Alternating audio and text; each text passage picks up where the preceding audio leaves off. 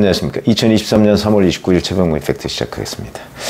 자, 어제 김용 전 민주연구원 부원장에 대한 정치자금법 위반 사건에 대한 공판이 있었죠. 이 공판에 증인으로 출석한 사람이 남욱 변호사, 대장동 사건의 천화동인 4호의 실소유주입니다.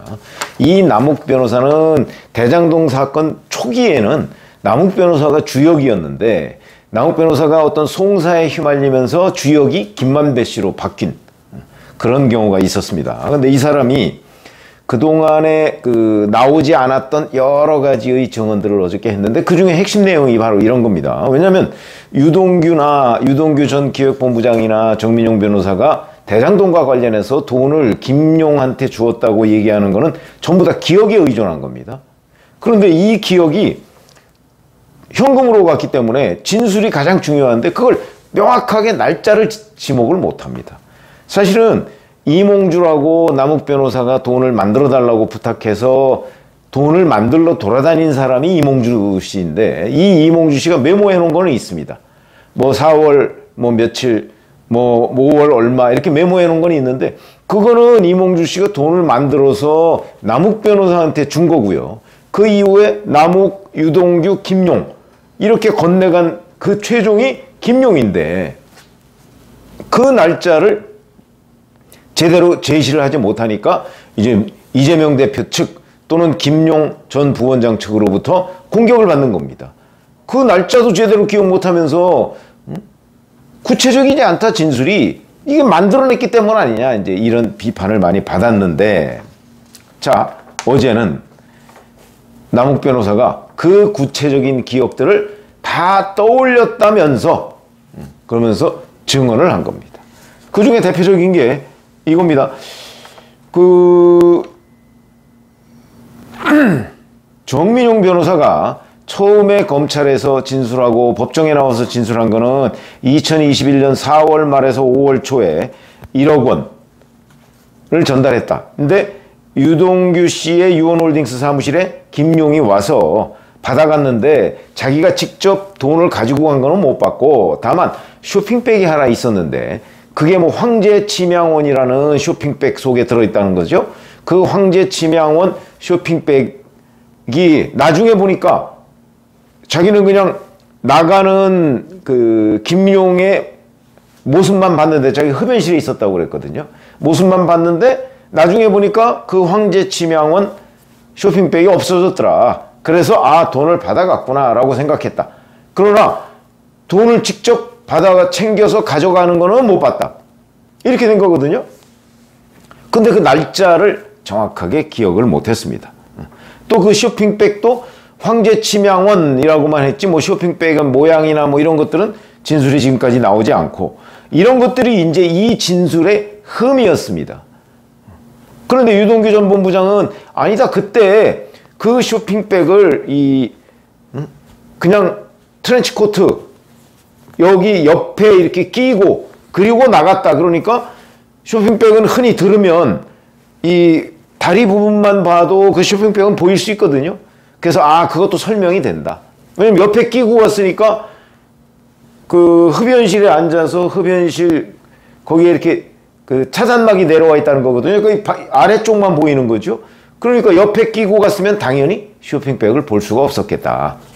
그렇게 이해가 되고요. 어쨌든 간에 그걸 보지 못했다. 직접 이런 부분이었는데 남욱 변호사는 그걸 봤다고 날짜까지 그것도 기억을 한 겁니다. 근데 이게 이제 본인이 출국하고 입국하고 뭐 이런 거를 기억하면서 그걸 떠올려서 날짜를 특정을 한 거죠.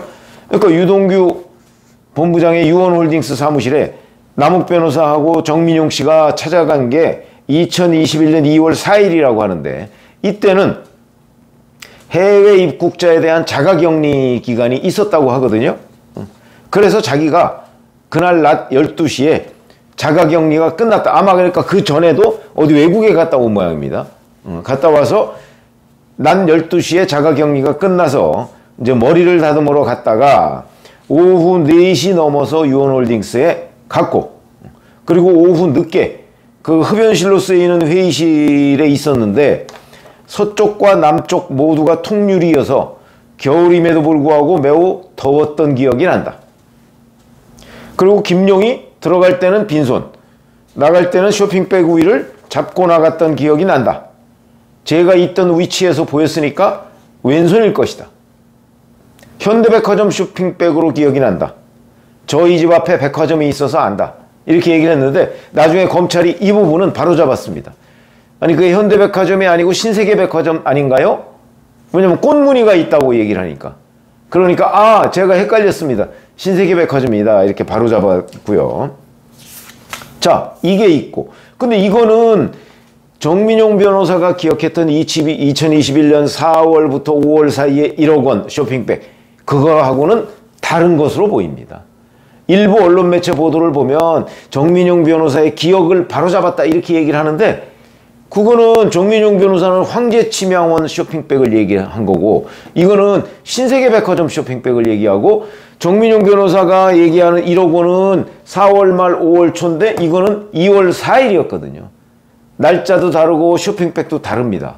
그런 점에서는 두 가지를 다른 걸 얘기하는 것으로 보이고, 4월 말 5월 초에는 아마 유원홀딩스의 남욱 변호사가 가지 않았던 것으로 보입니다.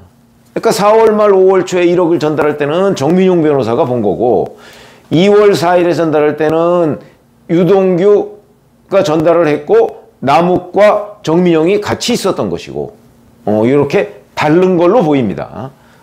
그리고 또 하나의 기억을 남욱 변호사가 되살렸는데, 정민용 씨가 얘기한 거는 2021년 6월 초 이때 5억 원을 전달했다고 얘기를 했거든요. 근데 이거를 6월 6일이다 이렇게 날짜를 특정했습니다.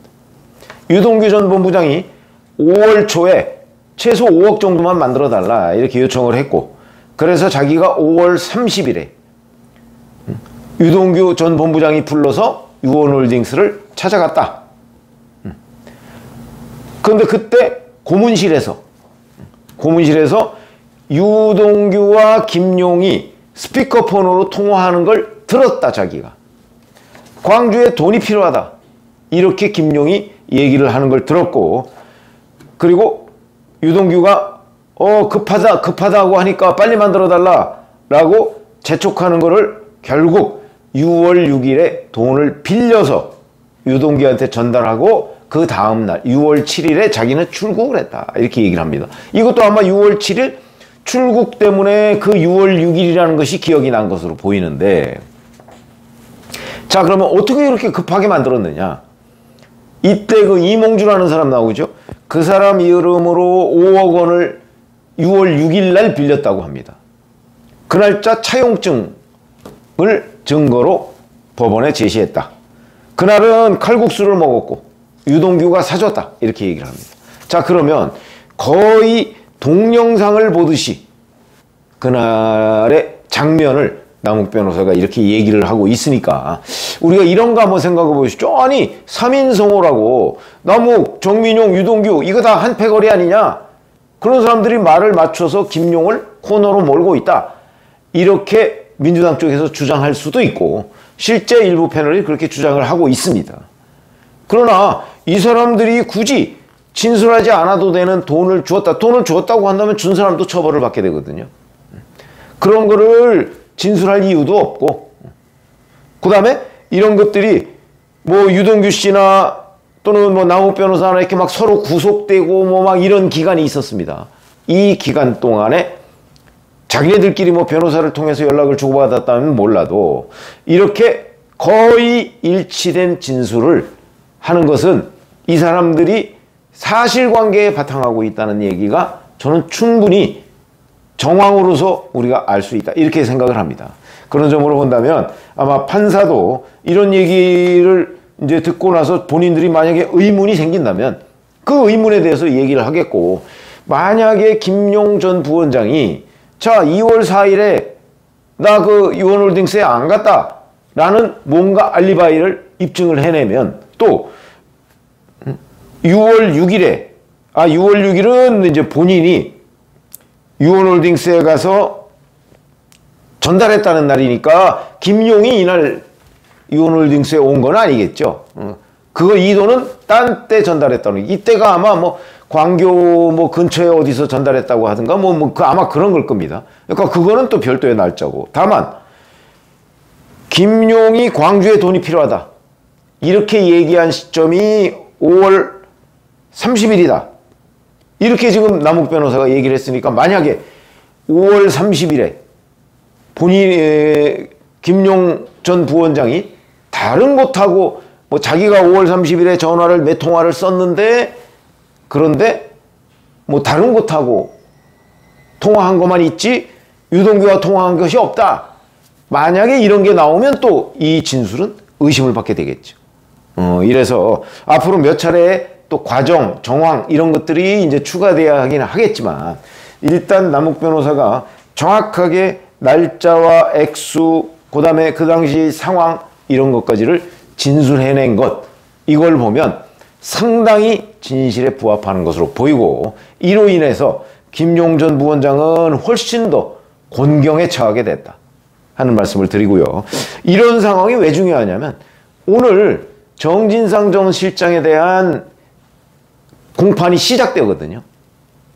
정진상에 대한 공판은 물론 가장 중요한 게 428억 부분이지만, 이 428억 부분을 공방을 벌이다 보면 남욱 변호사의 이 주장, 특히 2월 4일에 주었다는 이 부분은 김만배 씨가 1월 말에 현금 1억 원과 수표 4억 원을 준비해서 유동규 씨한테 주었다 이렇게 얘기를 했거든요.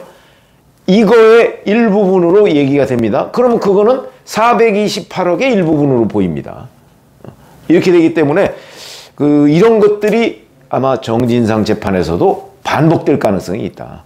그러니까 이 기억이, 남욱 변호사의 이 기억이 일관성 있게 구체적으로 이렇게 이어진다면 김용, 정진상 두 재판에 똑같이 아주 유력한 증거로 활용할 수 있겠다. 그래서 이 남욱 변호사의 기억이 대단히 소중한 자료로 활용될 것으로 보인다, 이렇게 말씀을 드리는 겁니다. 물론 뭐 이거는 남욱 변호사의 기억에 의존한 진술이다 이렇게 얘기를 할 수 있을지 모르겠으나, 그것이 너무나 상세하고 그날 장면을 마치 무슨 카메라를 들고 찍은 것처럼 얘기를 했기 때문에 진술의 신뢰도가 상당히 높아 보인다, 이런 말씀을 드립니다. 고맙습니다.